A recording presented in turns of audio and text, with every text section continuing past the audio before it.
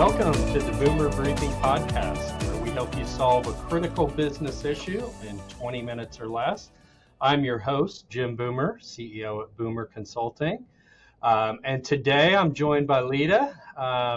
And thank you for being here today, Leda. I'm excited to let our audience get to know you a little bit more. So Leda's administrative coordinator at Boomer.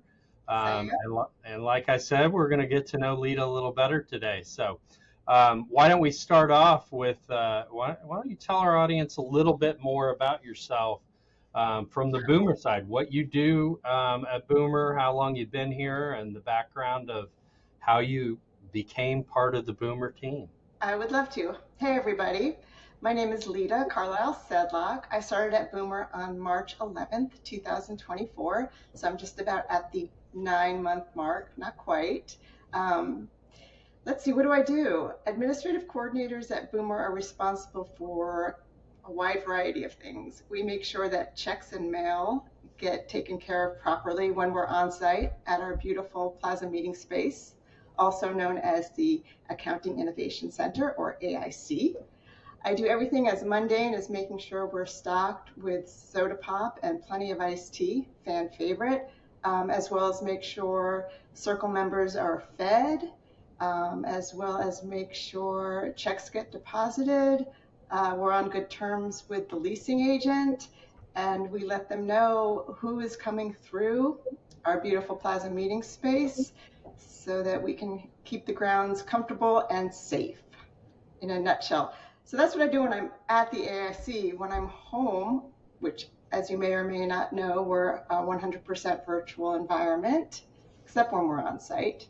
When I'm at home, I do things like make sure Jim gets to the right airport at the right time so that he can get to the right engagement, as well as 6 other of our facilitators / consultants / stakeholders.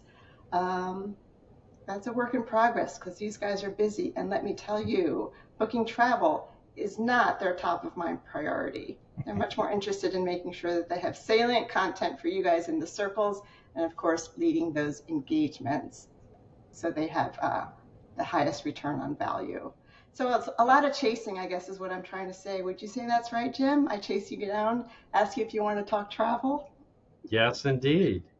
I think you used the word mundane, but it is so important, all the things that you take care of for us. So, and much appreciated. Thank you. I love doing it. I am task oriented, and love helping out the consultants, the facilitators, and obviously my colleagues in whatever capacity I can. Well, great. Well, let's talk a little bit about what you like to do outside of work. So family, hobbies, whatever you want to talk about. I am a full-on empty nester. Before starting at Boomer, I worked in San Francisco as well as in Lawrence at the local Sprouts. Before that, I had a small market research firm while I was raising kids. I started at Sprint as a project manager in 1993. And then in 1998, when I had my second kid, work from home at Sprint was just completely unacceptable. So I had to pivot. I had more than a few, but I had some pretty high profile clients. I worked with Hallmark's business card division, Sprint, H&R Block, the University of Kansas. But market research, surveys, focus groups, and the like, they really dried up when business research transitioned from surveys and focus groups to digital marketing and user experience, A/B testing. Now, when we want to get feedback from customers, business as well as consumers, we look at their online behavior rather than ask them for what they want or need, because sometimes they don't even know.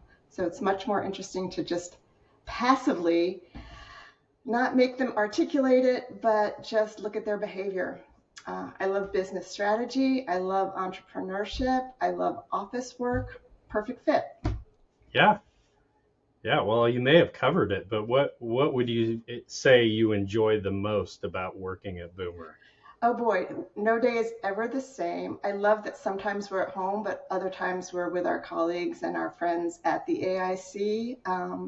I am somewhat introverted, so there's a lot going on when we have circles and team days and our own internal strategic planning. So I love the mix of on-site versus remote. We have state-of-the-art technology.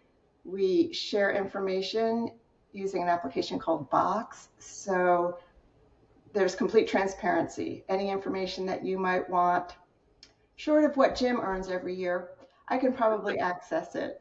Yeah. So I love the transparency and the fact that we are really well provisioned and equipped to answer our own questions. And if we don't, well, we just do a little Zoom chat. We don't use Slack, we use Zoom. So my soon to be 21 colleagues are always just either a Zoom chat or a team chat, or in the rare circumstance, we actually talk on the telephone, a phone call away. Yep. Yep. As you said before, fully remote. So we have to be able to connect in ways outside of just running into each other in the hallway. So right, we really need to be intentional. And yeah, yeah, I've really learned a lot about figuring out what consultants and facilitators and even my colleagues might be doing. I can see if and when they're in meetings or if they're in focus time. But you do have to be careful to like meet people where they are and talk to them when they're ready and when you're ready. So yeah. Well, let's. What would you say is an achievement that makes you most proud? Doesn't necessarily have to be at Boomer, but just what's a big achievement you're most proud of? oh boy, Jim, the big questions. Was this on the cheat sheet? Biggest achievements. I mean, I've got to say, I've raised 3 kids to adulthood, knock on wood. They'll eventually come independently, financially independent. No, just kidding. I've raised 3 great kids. I have Levi, who's 29, and he's a GIS engineer, whatever that means. I think he looks at sort of the built space from geographic information systems, making sure that cables and phone lines don't run into one another. I have Charlie, who is he's a maker and an entrepreneur, and he is the assistant executive director of the Marin County Mountain Bike Museum, as well as works at Peak Design, which is a bespoke photography equipment company. And they both reside in San Francisco. And then I have an accountant who works for one of the big 4. She resides in Nashville, Tennessee. So I'm really proud of them. I'm proud of being married to the same guy for 30 years, and we put up with each other. And I'm proud of like the accelerated rate at which I've learned how to do this job. You know, coming from an in-person environment to being completely remote was not without its challenges, but I think at the 9-month mark, I am starting to hit my groove in terms of the technology, and I've got incredibly patient colleagues. Well, that's great. That's a lot of achievement all in one answer. So congratulations on all of those things. Thank you. Let's talk inspiration. Who was your biggest inspiration in your life or your career? Oh, wow.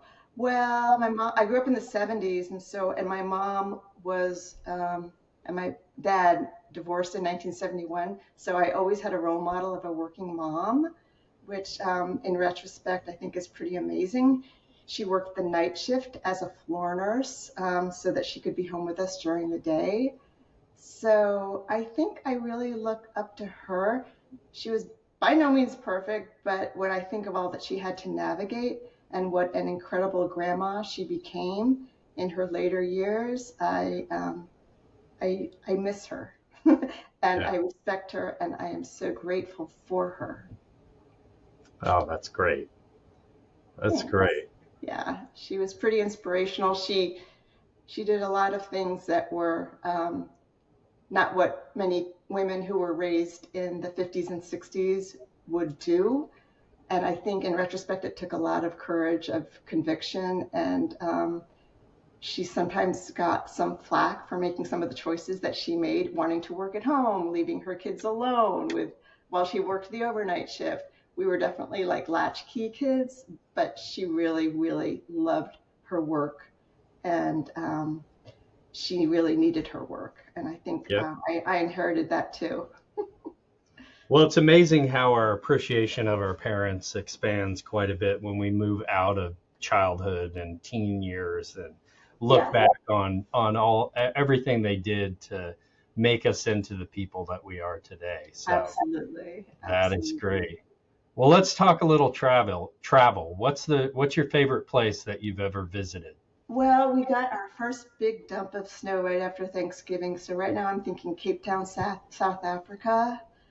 Any vibrant city with average temperatures of 60 to 70 degrees. Sounds really nice right about now. So I think any place with a nice Mediterranean climate is really calling to me. And come January, even more so. So I might be hitting you up, Jim, to work from San Francisco, visiting those adult kids come January, February. So Yep. stay tuned. Yep. First snow here, so it's feeling Yeah, and like winter here. it's one of those damp, wet snows too. Yeah. So it's like we're here, but it's good. We need the rain. Yep. Well, so what's your favorite food and drink? Food and drink. Okay, drink is easy. I love coffee. I just love my caffeine. I'm not gonna lie. I try and be mindful of it, but I'm a teetotaler, so coffee has taken the place of wine. Um, Food, Mediterranean, Greek food, dolmas, pita bread, hummus, kifta, ground lamb skewers. Just, I love Mediterranean food. I'm seeing a theme here. Yeah. Mediterranean climates and Mediterranean foods. I need to examine that. Yes, yes. You've got your next vacation planned out here, this interview. So, um, well, where do you like to shop? What's your favorite place to shop? Well, now that I'm back working not at Sprouts, I do have to try and be comfortable as well as somewhat fashionable for a woman of a certain age. So I'm down with J. Crew these days. I am. I'm a gold member. I'm That's great. That's my demographic. That's my favorite place to shop. And it's only 2 blocks from the AIC, so I actually get to try stuff on. That's great. And much more interesting answer than most of us here at Boomer who sadly just say Amazon. You can get everything at Amazon, but Oh, I'm not immune to Amazon. Not at yeah, all. yeah. Yes. This has been great. So I'm gonna wrap us up. You're not prepped on these, so this or that, we're gonna do a little of that. Okay. Um, all right. You can only choose one. So dogs or cats? Dogs. My slight thin margin. All right. Mountains or the beach? Mountains. Mountains. Green, fresh air. Yeah. All right. How about a road trip versus a plane trip? Plane trip. You're all for the efficiency. Yeah, I want to go the distance. I want to go someplace completely new and different. And I feel like I can probably make more tracks in a plane than on the road. Yeah. Last one. Early bird or night owl? Oh my gosh, such an early bird. All right. Such an early bird, yes. I wake up at 5:30 in the morning, not on the weekends. Weekends it's more like 8, and then I'm in bed by 9. Yes, 9 p.m. The opposite of me. I'm certainly a night owl. So And so is my husband, so yeah. yeah, I get it, but my biorhythm is definitely morning. morning. Well, this has been great. Thank you for your time here You're today, so Lita, and welcome. Thanks for asking. yeah, yeah. It's always so fun to just sit down and have a conversation. And I know for a lot of our listeners, you see the consultants on these podcasts, but I think it's great to meet the rest of the Boomer team as well. So for our listeners, if you enjoyed this conversation, we release new episodes every Tuesday morning. We got to know Lita a little better today, but we also covered topics related to talent, leadership, process, technology, and growth. What all our topics have in common is that they are crucial to your firm's success and helping you solve a critical business issue in 20 minutes or less. So if you like what you heard, please subscribe, and thank you so much for listening.